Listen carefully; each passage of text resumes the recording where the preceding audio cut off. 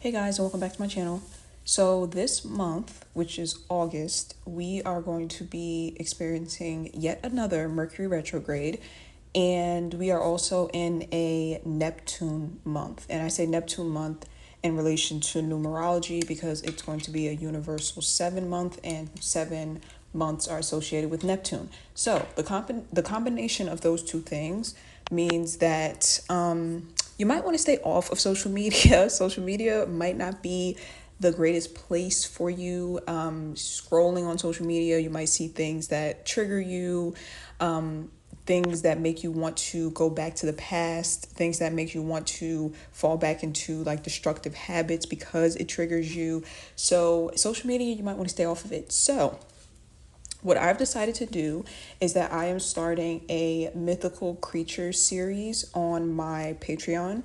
So basically, I'm just going to be doing a bunch of tarot readings about mythical creatures. So, tarot readings about mermaids, about fairies, about unicorns, and any other like spiritual interesting topics, vampires, all of that good stuff, right? So I'm going to be doing a bunch of readings on those things because, for one, that's going to keep me off of social media if I put all my energy into Patreon instead.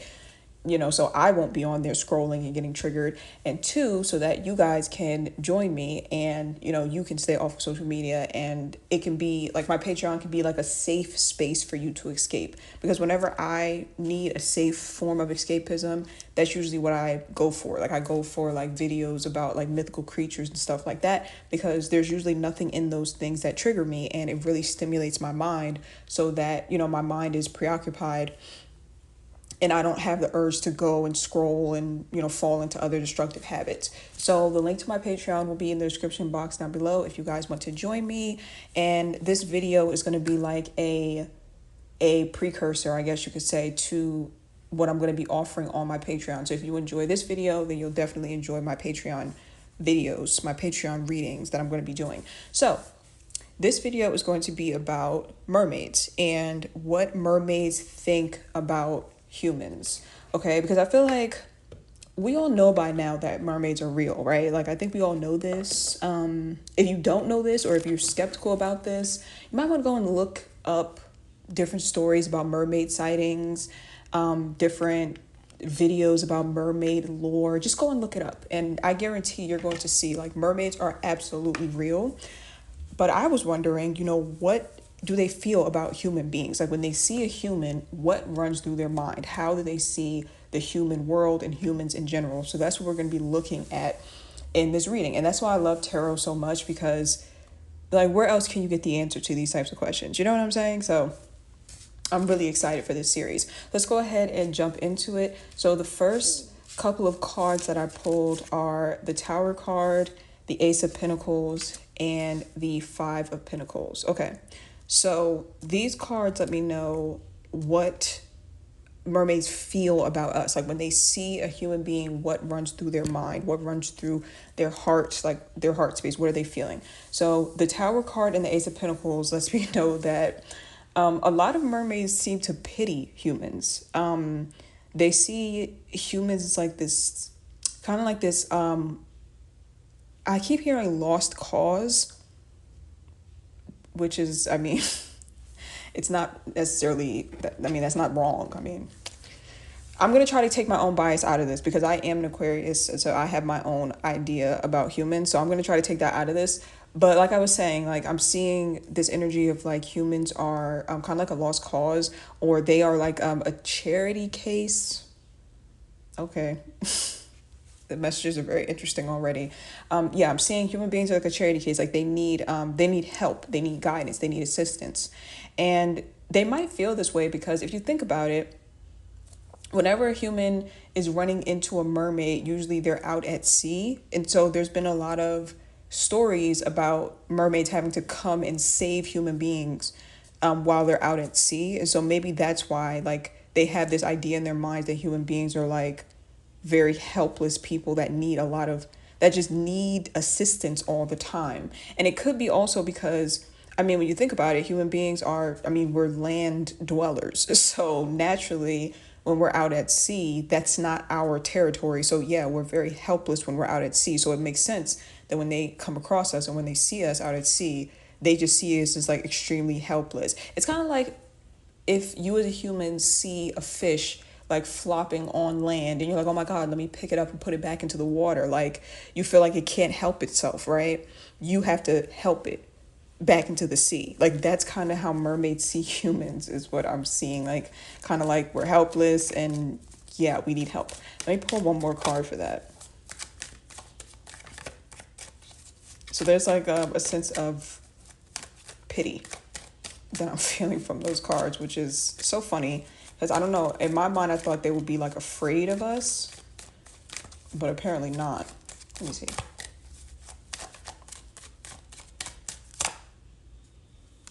The death card. Okay, so there are mermaids that are definitely cautious of humans though.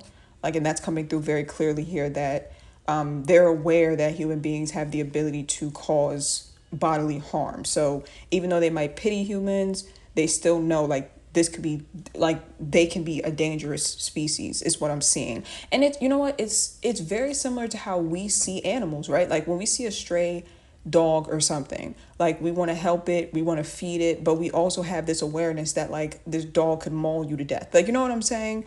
That's kind of what I'm seeing here. So it doesn't seem, it's not anything crazy or out of the ordinary. They just kind of see us as a different type of animal, you know, that sometimes is in need of assistance, but can also be extremely dangerous. So they know to be like cautious or to be mindful is what I'm seeing. And I just pulled the Seven of Cups card here as well, the Seven of Cups in the reverse. So that means that they're not under any type of like fantasy or illusion about humans. Like they're aware. Like they're not like, oh, these are just helpless little babies, let me go and help them. Like no, they're fully aware of the danger, and like the cards wanted to make it very clear that they are aware of how dangerous human beings can actually be. And I feel like they've had dangerous encounters, like they've had unfortunate encounters with humans before, and I'm hearing word travels fast. Word travels fast. So they've communicated about humans. And again, this isn't anything that's like so outlandish or so crazy, because think about, when was it that you heard about the fact that dogs can be dangerous, right? Like when you're younger, your parents might say, oh, be careful, that dogs bite, or you know, like, you see what I'm saying? It's not anything that's so like crazy that they communicate with each other about things that could be dangerous. It's very similar to how we communicate about other species of animals that could be dangerous, you know? But in the extended video on Patreon, because I'm going to extend this, I'm going to actually ask about how they communicate with each other. So I'm taking a note. I'm writing down a note right now to ask that question in the extended. So yeah, we're going to figure out how they actually communicate with each other. Like, do they talk? Do they telepathically communicate? We're going to address that in the extended. So let's move on to the next two cards about how they see human beings. So we have the Two of Pentacles and we have the Magician card in the reverse. So the Two of Pentacles, it's funny because this card actually has like a ship in the card, and it's like a ship that's in rocky water. So again, there's another message coming through here about human beings being kind of like helpless, or they like human beings always needing help is what I'm hearing. Like they always need our help is what I'm hearing. So that's like the overall feeling towards humans, but then there's another side to it where I'm seeing that to them human beings can also be very predatory. Like I'm seeing like a split in my mind's eye. Like I'm seeing there's this side of humans that are innocent, they need help, and then there's a side that's very predatory as well. And I'm hearing they're very unpredictable. So it's like it's hard to know which humans are safe and which humans are dangerous. And I'm actually seeing in my mind's eye like a mermaid helping a human in a danger, like a human being in danger and a mermaid helping them, and then them turning around and trying to harm the mermaid. So it's like this split that I'm seeing where it's like like they see human beings as they're innocent, they need help, but the ones that you help can turn around and hurt you just as quickly as you help them. So it's like there's confusion when it comes to humans about whether or not they should step in and help them, because they can turn around and hurt you just as quickly, is what I'm hearing. So I think that there's confusion, not really confusion, but I think there's like a debate amongst mermaids, where it's like, oh, should we help a human every time we see them? And it's like some of them say, yes, we should. And then some of them say, no, we shouldn't, because even if they need help, they can still turn around and hurt us. Like there's like some sort of like debate, like ongoing debate between them, which again is not even something that's out of the ordinary. This is something that humans do as well. Should we help this person? Should we help this group? Should we leave them where they are? Should they, like this is not something that's out of the ordinary. And it's not really that far-fetched that a human would get help from someone and then turn around and hurt them. I mean, us as humans, have we not experienced that with each other? You see what I'm saying? How many times have you helped someone and then they turned around and did something weird or treacherous to you? So that's kind of what I'm saying. It's like a split. Like they just can't tell if it's safe to help a human or not because they don't know what's going to come with that. And sometimes they can confuse a human who wants to help to hurt them with one that actually needs help. I also am seeing here that there could have been times where humans have tried to lure mermaids in by pretending that they need help, and then really they were hunting the mermaids, which doesn't shock me at all. Because there are like scientists and people who actually do go out and try to seek out mermaids and like try to catch them, and I'm sure they want to like experiment on them and all types of shit, right? So I'm seeing here that there are humans that's one of the tactics that they could use to catch a mermaid is to act like they're in distress, in order to try to lure the mermaids in, which I mean that's very human. The Magician card in reverse. So this card is actually interesting what I'm getting. So what I'm getting from the Magician card in reverse is that they see humans as people, as like a group or a species that's very disconnected from magic. It seems that mermaids, they have some sort of like, gosh, what am I even hearing? They have some sort of abilities that humans are disconnected from. Like humans don't have access to these types of abilities. And they're aware that humans don't have access to these abilities. So it could be like, for example, if mermaids communicated telepathically, which we're going to find out in the extended. If mermaids communicated telepathically, they're like aware that human beings don't have the ability to do that. Let me pull one more. And I'm hearing breathing underwater. So this can mean two different things. This can mean that the fact that human beings can't breathe underwater, like mermaids see that as like them lacking in power or lacking in like magical or spiritual abilities. But what's also coming into my mind's eye is that there have been stories about how humans have been kidnapped by mermaids and taken to like this underground world, which we're gonna ask about that in the extended too, because I definitely need to know the information about that. But yeah, it's like humans have been kidnapped by mermaids, taken to an underground world and survived. And so the mermaids did something to them, like magically, to make them be able to breathe underwater. So it's speculated that mermaids have some type of magical powers, and it's looking like they see humans as lacking that, is what I'm seeing here. Let me pull one more.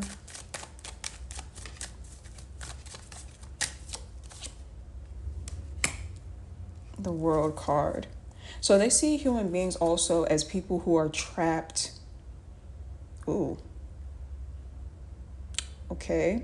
They see human beings as a species. Okay, this is getting like, we're like shifting over into more spiritual energy, because what I'm picking up on is like the spiritual gifts or like the spiritual insights of mermaids.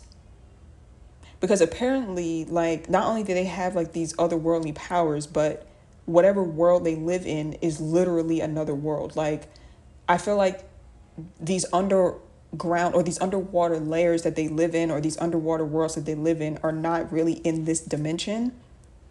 So it could be like underwater and like portals underwater that they go through in order to get back to where they come from. Like if you were to search the ocean, you're not going to find any of the mermaids because they're in the ocean, but they're in different dimensions, and sometimes they like slip into our dimensions, and that's why some people can see them. So I feel like this world card is saying that they see humans as being like trapped, like that our dimension is like a trap of some sort,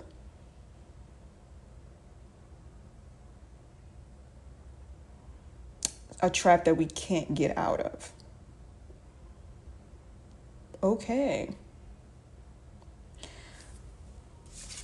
that's interesting. I don't know. I wasn't really expecting to pick up on like, I guess like the spiritual aspect of this, but yeah, that's what I'm definitely seeing. Like the messages are very very clear, and like I said on Twitter not too long ago, like my intuition ever since Saturn went retrograde, like my intuition has been very very heightened. So I'm seeing that like very clearly in my mind's eye. The Queen of Swords is here as well, and the Four of Cups, but the Four of Cups is in the reverse. So the Queen of Swords, in terms of how they see humans as being quite, what's the word? Like being like a tyrant. Like they're seeing the way they see humans is like humans have this desire to be like to rule over things, a desire for hierarchy, and this could be their perception based off of like humans that have tried to harm them or humans that have tried to like catch them and things of that sort, or humans who have caught some is what I'm hearing. So some have been, I feel like some mermaids have been caught from this card. So they see like a human beings as, or they see at least a portion of human beings as being very like needing to rule over something or needing to dominate something, being kind of heartless about it too. And like once they put their mind to something and like they want something, they don't show any like mercy. Don't show any pity. They don't think about what they're doing. They don't think about how it's affecting the other being that they're ruling over is what I'm seeing. Like that's how they see some humans. Like they think they're above us, and that's kind of what I'm hearing. They think they're above us, especially when they're on land.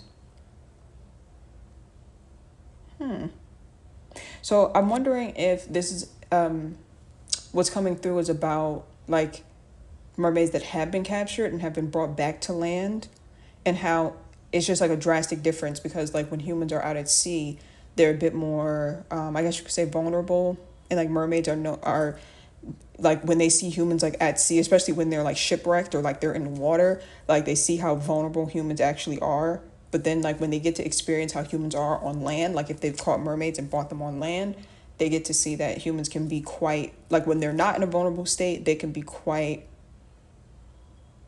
heartless or like quite power hungry or quite like have like an arrogance to them as if they're above.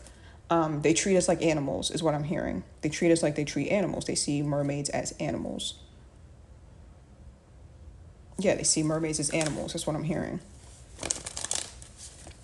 Oh, and also it's known that if a mermaid does get captured by a human, that they're never coming home. Like that's what's known amongst mermaids. Like that you won't be able to find, like if one actually captures you, you won't be able to find your way back. Oh, okay. I'll pull one more.